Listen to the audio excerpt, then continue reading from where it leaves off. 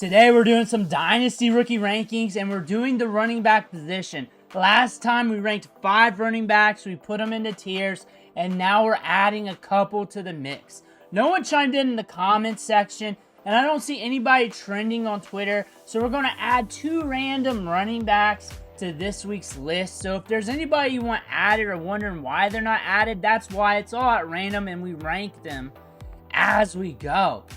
But before we dig in, you need to click that subscribe button right now. We're looking at these rookies, your rookie drafts, your player values, dynasty trades, every day. Helping you build your dynasty teams, helping you build that stacked roster. And it's all right here. Click that button, stop missing out. So the first running back we're talking about today does not need an introduction. He is the top running back in this class by de facto when you look at the market, when you look at mock drafts, when you look at randos talking about this draft class online, and we're talking about Ashton Jeanty. De facto 101 in rookie drafts. He's got the value. Is going to be a first round selection.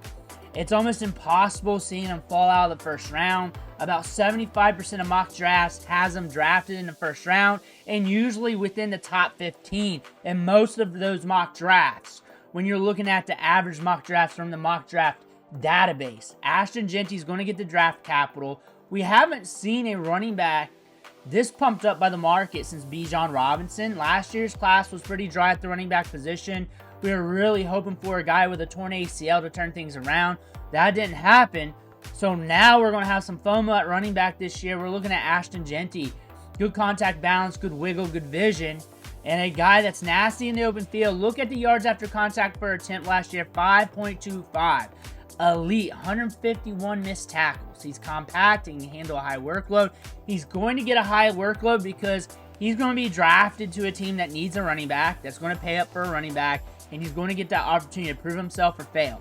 That being said, Ashton Jeanty, when you're looking at a running back here, you've seen the goods, you've seen what he can do on the field, and you know he's going to get opportunity. So chasing that right now is a good look.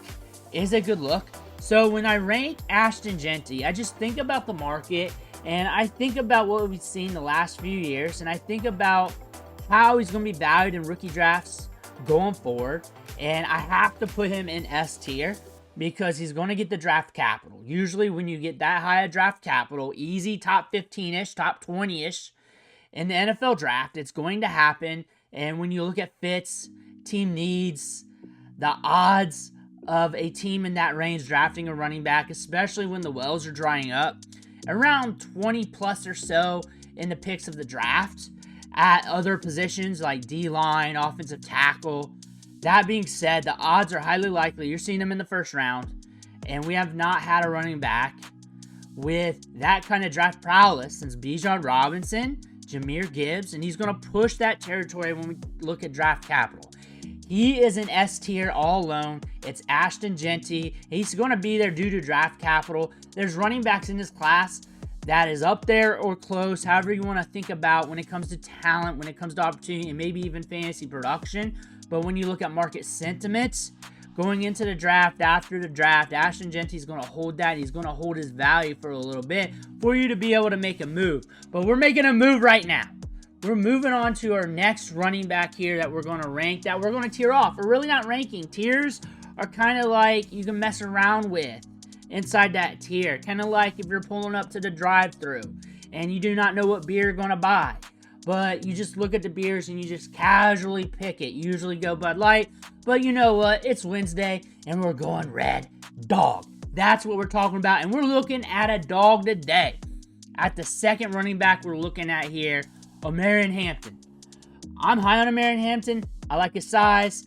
I like his production back-to-back. Big-time seasons, 30 touchdowns over the last 2 years. Yards after contact per attempts up there. Over 1,000 yards after contact these last 2 years each season. Omarion Hampton has the goods. There's a high probability he goes in the first round. There's a high probability that we get another running back going in the first round. Look at the back half of the draft, and there are some teams that need running back.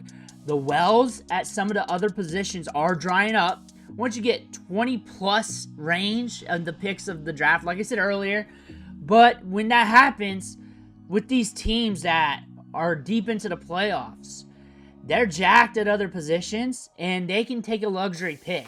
And Omarion Hampton, like a team like the Vikings, they are due for a running back. They're good at a lot of positions. They went to the playoffs. There might be transitioning to a younger quarterback. That might be a look for them, or Caleb Johnson, or whatever. Just infuse that, the pick of the day for that team. But Omarion Hampton might get scooted up the board. If not, he's going to go early in the second round. And if these teams are thinking about early second round, if there's not a lot of trades in the back end of the first round, of those teams that are needing certain positions where the other teams are kind of good there, we could be seeing some trades making that kind of crazy. But Omarion Hampton has the chance to be a high-end draft pick, get higher draft capital than any running back drafted in last year's draft. And he's got the potential for that. He's good in the receiving game for his size, especially 38 catches last year, 29 the year prior. You see that on the tape. He's a hammer looking for the nail. And when I think about him versus Ashton Jeanty, I don't think he's that far off when it comes to the talent. I think it's pretty close, actually. I think it's rather close. But when I think about market sentiments, when I think about running backs in general, there's a lot of running backs in this group here that I think is very close in talent, that I think people are kind of nitpicking a little bit, but when you look at things kind of like at a larger viewpoint, they're actually rather close. They're kind of team specific on fantasy production, and when you rank according to fantasy over the long term, there's little things that could break their way, and when you're looking at tiers, you can be rather vast. When I look at Omarion Hampton, it's same as last time. I got him in A tier. I don't see him moving out of that. I don't see me putting anybody in S tier. I can see me bumping up some of the A tiers or all of A tier with S tier in the proclamation that I'm saying, hey, these guys are not as far off from Jeanty as what the market's going to say. But when I'm playing fantasy football, market sentiment, trade values, he's got to stay in A, and I can't see him going any lower. And that being said, we're going to our next running back here that we're going to be analyzing, tearing off, and not crying over with those types of tiers, but with the rankings here.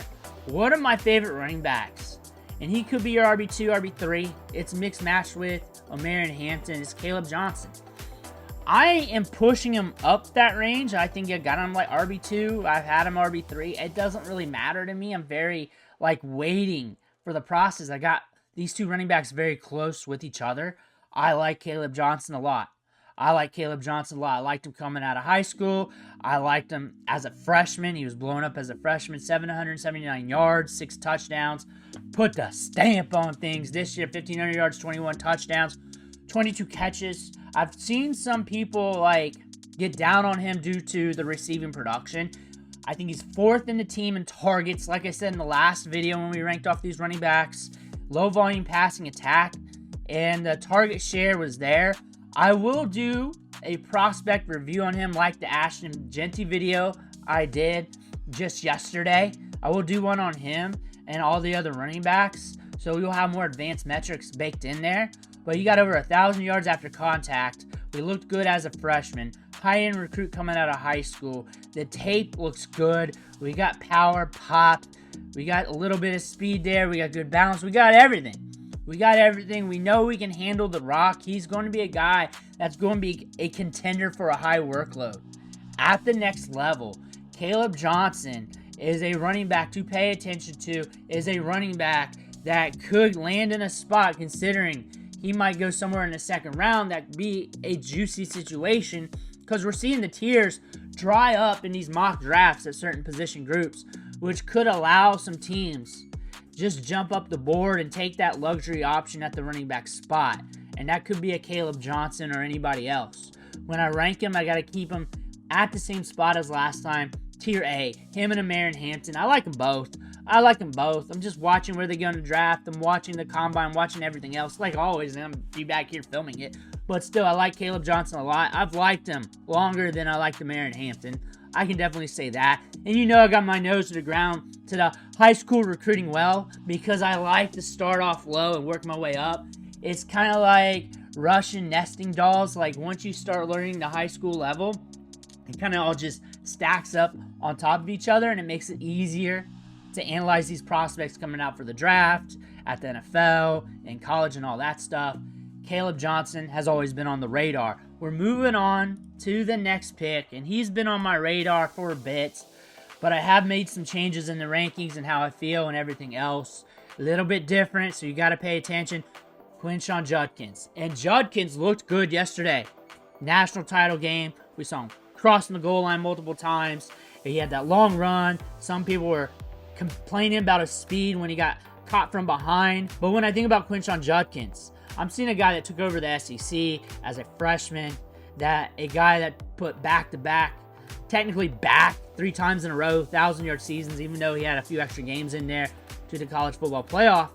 But still, a guy that can handle a large workload, a guy that can carry the rock, a guy that can grind it between the tackles, a guy that's there and efficient every time he's touching the rock that you can go back play after play after play with.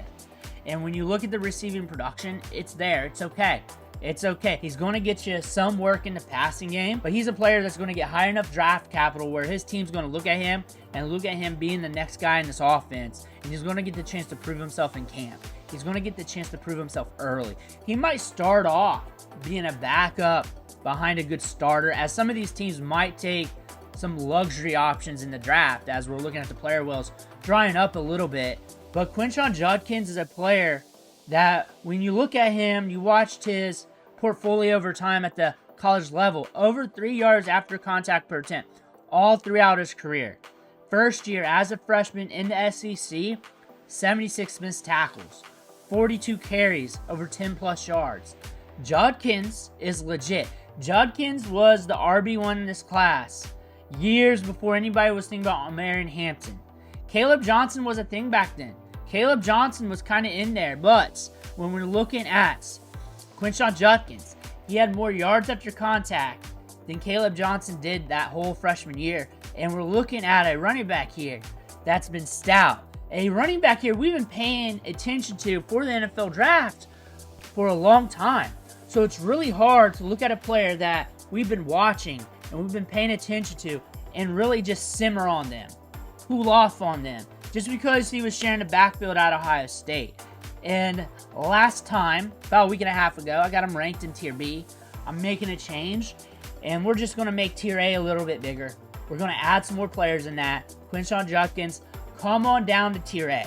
And I think you got the potential to be the most productive asset in this running back class. When everything's said and done, you got the potential, just like anybody else in Tier A, to usurp Ashton Jeanty when it comes to fantasy points per season, because the talent's there with a lot of these running backs. Ashton Jeanty, though, he's got the market cap. He's got the market salivating over top of him, and he's also got the talent and the goods, and he deserves it. That's why he's staying in S. A tier is getting a little bit bigger, but we're going on to our next running back prospect here. I like him a lot. Treveyon Henderson. Look at him. We broke out as a freshman at Ohio State. We were a big-time recruit coming out of high school. We were paying attention to what he was going to do on the field. We did his prospect breakdown as a high school recruit. So we're getting some of those players coming through the draft that I was breaking down as high schoolers. 15 touchdowns, 27 catches that year, 27 catches this year. And he's just coming in strong to the NFL gates. And he got to share the workload with Judkins. So both these running backs got work their final year, but yet got saved a little bit less tread spent on the tires as we go into their rookie season. Henderson, Big Hendo, has been dealing with some injuries throughout his collegiate career. So some people got a little quiet on him these last few years. But when he's getting the rock, when he sees some grass in front of him, he's explosive. 4.43 yards after contact per attempt.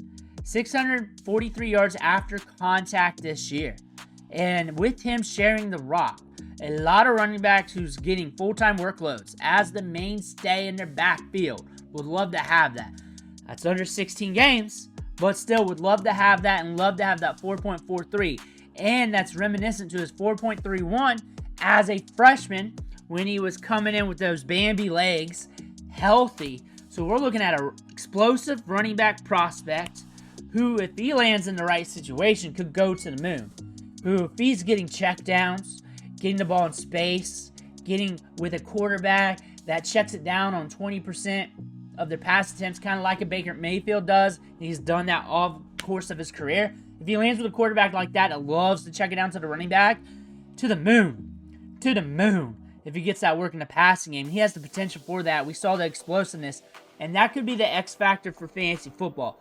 When I think about ranking him, tearing him off, and really looking at this class as a whole, he's going to tier A, and a lot of people are going Judkins or Hendo.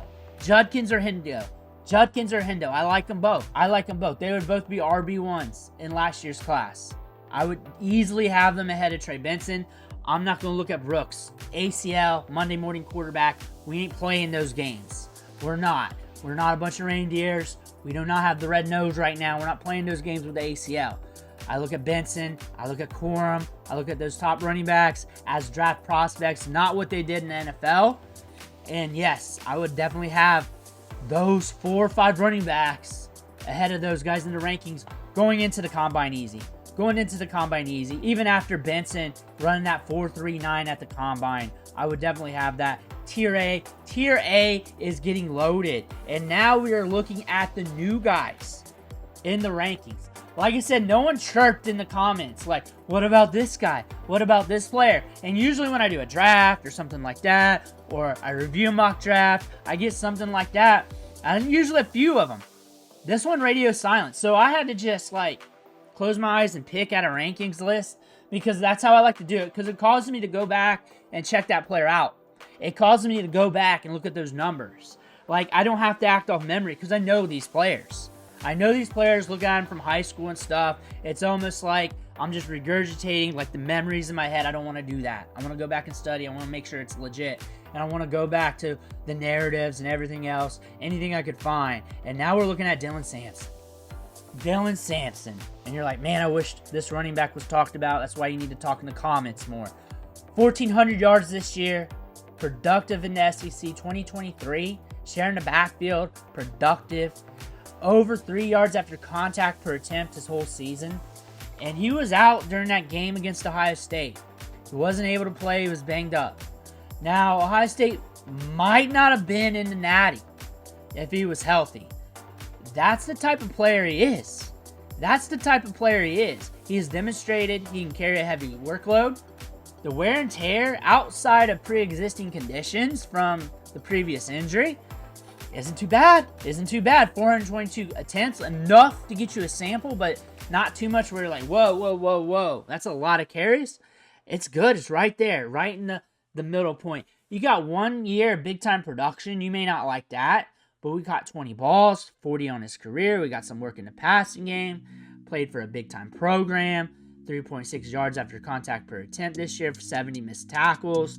38 carries at 10-plus yards. We got some size to him, not the overly big running back, but enough to be competitive on an NFL roster. But you shouldn't be married to that concept anyways, a la Bucky Irving last year to some people. Dylan Sampson's got some goods. He's a player that could surprise some people as we get further into draft season, into the draft when it comes to his draft capital, his rankings, his reviews with other sites. I think Dylan Sampson is a player that you got to think about. When I think about ranking him and tearing him off, I look at him as a very talented running back prospect. I think he'd be more than competitive in last year's draft class with the top running backs. I am going to put him in tier B because we're really not going to stretch it out too far because we only got one other running back.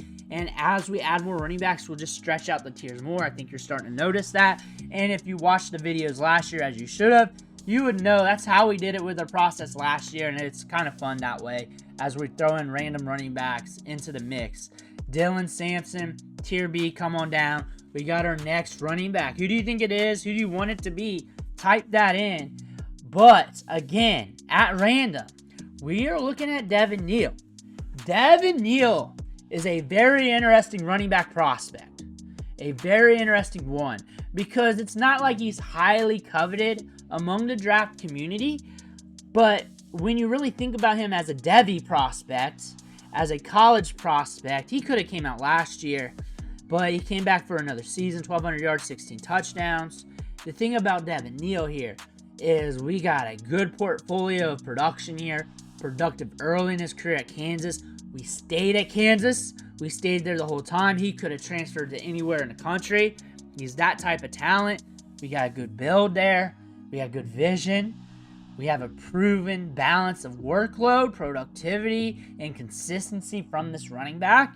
He's going to go in a spot in the draft where a team that is looking for a running back but wants to get a running back at a value is going to be looking at him, and he could land in a fascinating spot where it could jump him up the board. He's using the passing game. We saw that. Over 20 catches in his last 3 seasons. He's getting work there. He's getting touches out of the backfield, but not too many. And we're efficient. Last 2 years, over 3 yards after contact per attempt, but averaging 3.34 on his career. This year, 46 missed tackles. The year prior with his most at 60. He's a running back that could be the guy that lands in the right spot that jumps over the moon, that ends up in the first round of rookie drafts on ADP. One of these running backs are going to do that because there's going to be value at the running back position in the middle rounds, 3rd roundish, early 4th roundish, that one of these teams, as we see the player pools start to decrease, might take advantage of that luxury pick. Might take advantage of that. This is why you need to study the entire NFL draft so you can get a vision of what could play out.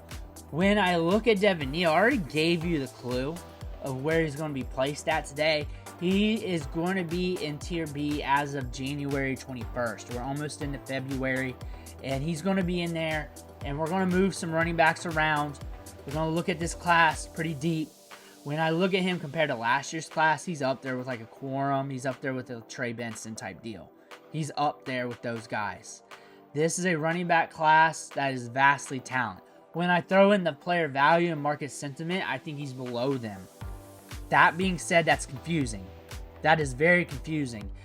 Meaning that not enough people's talking about him enough. Not enough people are bringing him up yet. Not enough people's looking at him. But his workload, his potential with a good landing spot, his production, what we're seeing on the field, rivals those running backs. But the market's not hot enough for trade value for people to get excited about him just yet. But they will come around if the NFL does. Let me know what you think about the rankings down below in the comment section. I want to thank you for watching the video, and I'll catch you on the next one. Also, don't forget to hit that subscribe button or you're going to fail your rookie drafts.